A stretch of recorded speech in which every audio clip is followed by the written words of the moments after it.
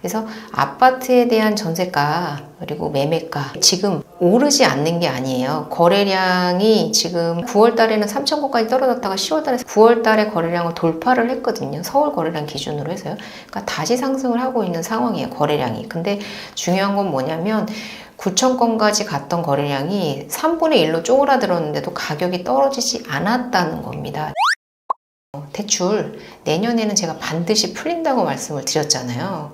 되게 강력하게 확신을 갖고 제가 말씀을 드렸잖아요. 근데 기사에서도 이렇게 나오고 있습니다. 내년 1월 대출 받으려고 대출 총량 초기화되는 1월 노리자.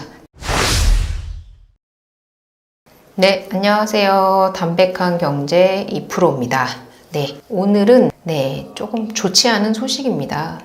왜 이렇게 계속해서 이런 정책들이 나오는지, 빌라 활성화 방안과 동시에 빌라를 죽이는 정책이 동시에 나오고 있는 점에 대해서는 의아하지 않을 수 없다, 이렇게 생각이 들면서 어찌됐건 다시 한번 공정시장 가액 비율을 지금 현재 공시지가의 90%로 적용이 돼 있어서 보증보험을 들 수 있는 기준이 126%로 되어 있는데, 이것을 공정시장 가액 비율을 80%까지 떨어뜨려서 112%에서만 가입이 가능하게끔 해주겠다고 하는 상황입니다. 그래서 기사를 보시면 전세값 대비 집값의 112%까지 인정, 허그 문턱을 높이겠다. 지금 이렇게 하는 이유가, 지금 허그가 보증보험 때문에, 보증보험 사고로 인해서 지금 대위 변제를 해야 되는 것이 약 4조 원이 넘어갔고, 그러므로 해서 지금 보시는 바와 같이 허그의 자기자본이 2021년도 결산 6조 6천억 원에서 지금 2조 900억 원까지 쪼그라든 상황입니다. 그래서 원래 보증 한도가 60배였거든요. 그러니까 자기 자본의 60배까지 보증을 설 수 있는 것이 허그의 조건이었는데, 이게 자기 자본도 줄어들고 그리고 보증 사고도 늘어나면서 이 보증 한도를 70배까지 늘렸다가 이제는 90배까지 확대하는 것이 국토위를 통과했다. 그래서 자기 자본도 줄어들고 있는데 사고는 많아지고 있기 때문에 자기 자본의 90배까지 보증을 설 수 있도록 하는 것은, 결론적으로 말해서 지금 주택도시보증공사의 자기 자본이 상당히 쪼그라들어 있는 상황이다. 이 이유가 전세 사기로 인해서, 전세 사고와 전세 사기로 인해서 허그가 대위 변제해줘야 되는 금액이 4조를 넘었기 때문입니다. 이게 계속 2022년도부터 폭발적으로 허그의 대위 변제 금액이 상승을 하고 있는데, 이제 그런 거죠. 리스크를 안고 있음에도 불구하고 월세보다는 저렴하게 들어갈 수 있기 때문에 전세를 선택한 임차인분들을, 임대인이 혹시라도 보증금을 못 돌려주면 국가에서 돌려줄게, 걱정하지 마, 이렇게 보장을 해주는 것이 허그 보증보험이었단 말입니다. 그래서 이것을 악용해서 집주인이 안 돌려줘도 국가에서 돈 돌려주니까 임차인분들은 그냥 맘 편하게 들어오세요.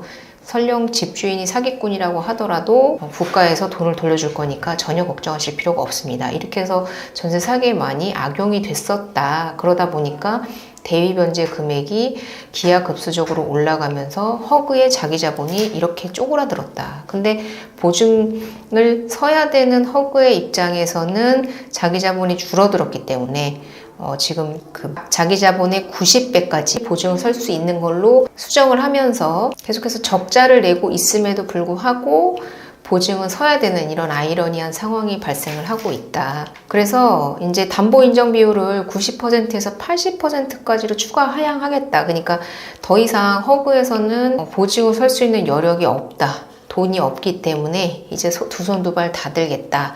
책임은 임대인들, 빌라 임대인분들이 알아서 하세요. 이제 이런 개념으로 가버리는 상황이라, 담보인정 비율을 90%까지 허용하면서 126%로 규제가 되고 있었는데 이것을 112%까지 다운을 시키겠다라는 내용입니다. 지금 126%로 인하가 하향된 지, 법안이 통과된 지 얼마 되지도 않았는데 또 다시 한번 허그의 재정 적자로 인해서 피해를 보는 것은 국민들이다. 이렇게 보셔야 될 것 같아요. 그래서 역전세의 위험성, 이젠 전세 사기의 위험성이 아니라요. 어거지로 보증보험의 그런 전세가를 국가가 통제함으로 인해서 어거지로 전세가가 내려가는 상황이 되고, 그럼으로 인해서 역전세, 그러니까 전세금을 임대인분들께서 뱉어내줘야 되는 상황이 발생을 하면서 역전세에 대한 위험이 커지고 있다. 그래서 멀쩡하게 임대를 잘하고 계신 임대인분들께서 이렇게 112%로 10% 가까이 10%가 넘는 금액을 뱉어내줘야 하는 상황이 됨으로써 이제 금전적으로 여유가 있으신 분들은 모르겠지만 그렇지 않은 임대인분들께서는 경매에 넘어갈 가능성도 높다.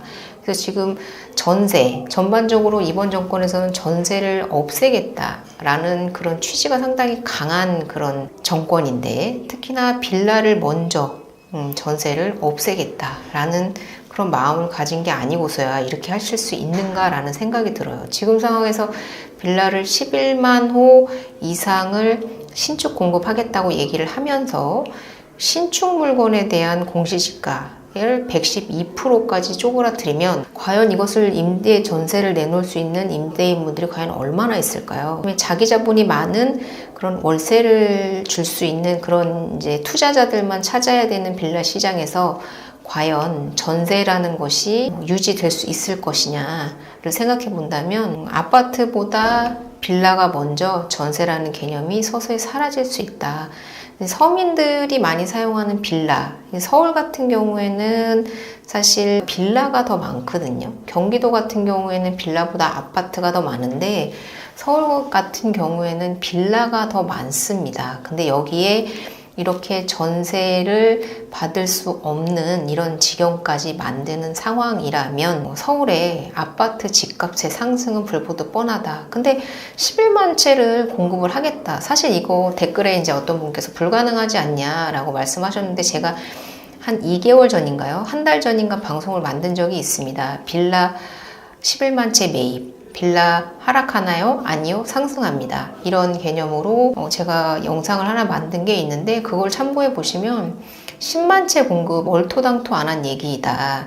지금 LH에서 지금 사겠다고 하는 단가가 원가에도 미치지 못하는 금액으로 빌라를 사드리겠다라고 하기 때문에 그 어떤 사업자가 원가 이하로 팔기 위해서 집을 져주느냐, 봉사활동 하느냐라고 제가 말씀을 드렸는데, 그런 의미에서 빌라를 짓지도 않을 뿐더러 거기에 빌라의 임대인들을 옥죄는 이런 정책들을 계속해서 정부가 돈이 없다는 이유로 그런 사고를 만든 것은 사실 정부의 정책 때문이었거든요. 네. 그리고 그러면서 이런 상황에서 빌라를 11만 채 추가로 공급을 하겠다. 그러니까 그래서 6년 임대차 단기를 부활시킨 것도 그런 의미에서인데, 과연 112%라는 공시지가 보증보험의 기준을 충족시킬 수 있을 만한 그런 능력을 갖춘 임대인분들이 과연 얼마나 되실까에 대해서는 한번 정부도 고민을 해보셔야 한다라고 생각이 듭니다. 그래서 자기자본 추이가 계속해서 줄어들고 있고, 보시면 아시겠지만 2022년, 2023년, 2024년 급속도로 줄어들고 있는데, 보통 전세는 2년 단위로 계약을 하기 때문에 2020년, 2021년도에 전세 계약이 됐던 것들에 대한 문제가 지금 터지고 있는 것이다. 그러니까 전 정권에서 보증보험을 너무 활성화시키고 임대인이 안 돌려주면 국가에서 돌려줄게 라는 그런 포퓰리즘 정책을 통해서 이러한 문제를 만들어냈다. 그래서 임차인분들께서요, 이제 방을 보러 오실 때 대출 상담을 안 받고 오시는 분들이 상당히 많으세요. 대출 안 나오면 계약금 반환해주세요. 알아보지도 않고 와서 집을 구하시는 분들이 상당히 많습니다. 그만큼 대출이 쉽게 나온다라는 의미거든요. 그래서 너무 쉽게 젊은 분들에게 대출을 내주다 보니까 사고가 임대인이 안 주면 정부에서 우리가 대신 갚아줄게, 이런 상황이 됨으로 해서 이거를 빌라나 오피스텔 같은 것을 LH에서 허그해서 그거를 경매로 넘겨서 낙찰받고 다시 재임대하는 데까지의 시간이 최소 2년에서 3년은 걸린다고 치면, 거기에 묶여있을 LH와 허그의 자기 자본이 얼마나 많을지는 지금 상황에서 대입변제해야 되는 금액도 금액이지만 그런 추가적으로 발생하는 금액도 봤을 때 되게 심각한 상황이다 보셔야 될 것 같아요. 그래서 2023년도에는 3,839억 원이라는 현금 출자를 했고 2024년에는 7천억 원의 현금 출자를 도시기금에서 했는데 그러니까 도시기금에서 돈을 빼다 쓴 거예요. 근데 그것도 안 되니까 이제 도로공사에 회사채를 발행하겠다 해서 그걸 4조 원을 회사채를 발행하겠다라는 개념으로 지금 이걸 커버하겠다라고 얘기를 하고 있는데 지금 신규 보증보험이 내년에는 중단이 될 수도 있다라는 얘기가 나올 정도로 지금 허그의 재정 상태가 상당히 좋지 않은 상황이다. 이렇게 보셔야 될 것 같습니다. 그럼 포퓰리즘 정책이 임대인이 안 갚아주면 우리 정부가 갚아줄게 걱정하지 마 라는 그런 포퓰리즘 정책이 오히려 임차인들을 괴롭히는 정책이 되었다라는 부분은 명확하게 해야 될 것 같다 말씀을 드리겠습니다. 그리고 지금 금리 인하 부분 관련해서 제가 이제 11월 달에 금리 인하 해야 한다. 지금 너무 경기 침체가 심하고 우리나라 정책연구원인 KDI에서도 금리 인하 하라고 우회적으로 얘기를 하고 있다. 그렇게 말씀드렸더니 제정신이냐, 금리를 지금 인하할 때냐, 환율을 봐라. 그리고 금리가 역전되어 있는 상황에서 어떻게 금리를 내리니? 라고 했는데 IMF에서조차 금리 좀 인하해 라고 지금 우리나라에 권고를 하고 있거든요. 그러니까 올해 성장률을 2.5%에서 2.2%로 내린 것도 내린 거지만 추가적으로 내년의 성장률을 2% 이하로 바라보고 있습니다. 그 이유가 통화정책을 제대로 작동시키지 않고 있기 때문이다 라고 얘기를 하고 있거든요. 그러니까 결론적으로 통화정책이라는 건 금리를 인하하지 않고 있음으로 해서 경기 침체가 점점 더 가속화되고 있다 이렇게 얘기를 하고 있는 거거든요. 그래서 IMF에서조차도 환율 변동 리스크 그렇게 한국이 버티지 못할 만큼 그렇게 큰 거 아니다.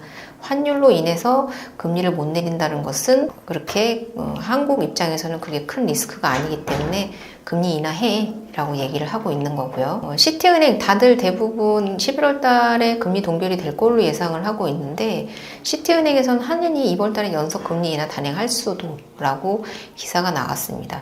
그러니까 대부분은 비둘기파적 동결, 그러니까 금리를 인하하긴 해야 돼 라는 소수 의견이 나오기는 하겠지만 어쨌든 동결 쪽으로 갈 것이다 라는 의견이 많은데 그리고 연속 금리 인하에 대해서 한국은행이 일반적으로 좀 부정적인 경향이 있었기 때문에 연속적으로 인하하는 것이 사실 쉽지 않다라고 보면서도 이렇게 외부적인 그런 정책 기관이나 그런 한국은행의 금리 인하를 우회적으로 압박을 하고 있는 상황이라서 11월 달에 10월 달에도 깜짝 금리 인하를 한 것처럼 11월 달에도 그럴 가능성 없지 않다. 저는 그렇게 생각을 합니다. 어찌됐건 빌라 지금 많이 힘드실 텐데 또 내린다고 합니다. 이런 상황에서 과연 빌라의 10만 채 공급 LH가 빌라를 하나 사들일 때마다 잡은 예산이 약 2억 원 정도라고 해요. 근데 실질적으로는 원가 매입을 해도 3억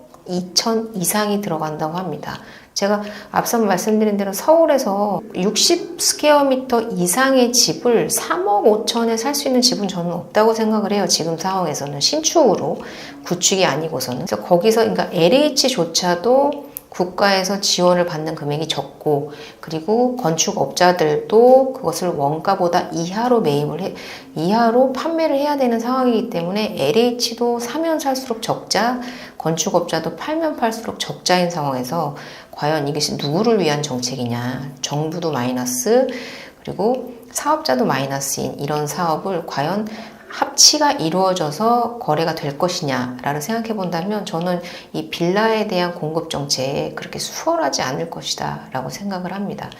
그래서 아파트에 대한 전세가 그리고 매매가 올해 지금 오르지 않는 게 아니에요. 거래량이 지금 9월 달에는 3,000건까지 떨어졌다가 10월 달에 3,000 지금 2,300건 그러니까 9월 달에 거래량을 돌파를 했거든요. 서울 거래량 기준으로 해서요. 그러니까 다시 상승을 하고 있는 상황이에요. 거래량이. 근데 중요한 건 뭐냐면 9,000건까지 갔던 거래량이 3분의 1로 쪼그라들었는데도 가격이 떨어지지 않았다는 겁니다. 지금 보합 상태를 유지하고 있다는 건 상승을 한 것과 다름이 없다. 그러니까 집을 팔겠다라고 생각하시는 임대인분들께서 호가를 내려서 빨리 팔겠다라는 의지가 있어야만 그것이 합치가 되면서 싸게 매물이 팔리는 것인데 매도자 입장에서는 내가 원하는 호가의 가격을 올려놓고 있고 그 호가에 매수자가 달라붙지 않으면 판매를 하지 않겠다, 매매를 하지 않겠다, 그런 기조가 강하다 보니까 거래량이 줄어들었는데 급매가 나오는 것이 아니고 거래량이 줄어든 상태에서 가격 방어율이 상당히 높은 상태를 유지하고 있다. 그래서 만약에 대출 규제가 풀린다면 집값 상승, 그때는 더 막을 수 없거니와 어느 정도의 상승이 될 것인지에 대한 고민을 해봐야 될 상황까지 가게 될 것이다. 저는 이렇게 생각이 듭니다. 아무튼 여러모로 참 사면초가인 지금의 정부 정책이 이랬다 저랬다 컨트롤 타워 없이 움직이는 이 국토교통부의 그리고 이 금융당국의 그런 정책들이 상당히 지금 혼란을 야기하고 있는 상황이다. 대출 규제 언제까지 할 수 없는 부분이거든요. 근데 그런 부분을 지금 올해 말까지 유지를 하다가 내년에 만약에 풀린다고 하면 내년에 그 대출, 그 폭발 상승세는 어떻게 할 것인지. 보세요. 내년 1월에 대출 받으러 벌써 주담대 오픈런, 대출 총량 초기화되는 내년 1월 놀이자. 주담대 실행 60일 전부터 대출 신청이 가능하기 때문에 12월 지금이거든요. 그래서 1월 달에 근데 1월 달도 1월 초보다는 말이 좋습니다. 네, 1월 초보다는 경영 계획이 확실하게 발표가 되는 1월 중순 이후에 말 아니면 1월 말 아니면 2월 초가 가장 적절하다라고 보여집니다. 네. 그래서 알고 있어요. 국민들도요. 내년이면 대출 총량이 초기화되면서 대출이 풀릴 거라는 걸. 어차피 DSR이라는 건 이미 정해져 있고 스트레스 DSR은 금리 인하 기조에서 어차피 DSR로 규제를 받고 있는 그런 국민들의 입장에서는 크게 큰 영향을 주지 못한다 라고 말씀을 드리면서 대출 내년에는 제가 반드시 풀린다고 말씀을 드렸잖아요. 되게 강력하게 확신을 갖고 제가 말씀을 드렸잖아요. 근데 기사에서도 이렇게 나오고 있습니다. 내년 1월 대출 받으려고 대출 총량 초기화되는 1월 노리자. 다만 가상금리를 금융당국에서 어떻게 관리를 할 것이냐에 따라서 대출을 비싸게 받을 수도 저렴하게 받을 수도 있는데 그 부분에 대해서는 대출 규제, 금리 인하 기조에서 대출의 가상금리를 높여서 지금 대출을 해주고 있는 상황에서 1금융권에서 대출이 나오지 않을까 2금융 그리고 대부금융에 지금 배를 불리고 있는 상황이거든요. 이런 상황에서 언제까지 대출 규제를 할 수는 없을 것이다. 그렇기 때문에 1금융권의 대출 규제도 반드시 내년 초에는 1분기 내에는 풀릴 것이다. 이렇게 예상을 해볼 수 있을 것 같습니다. 이상 여기까지 마치고요. 도움이 되셨다면 구독과 좋아요를 부탁드리겠습니다. 좋은 하루 되시고요. 또 다시 뵙도록 하겠습니다. 감사합니다.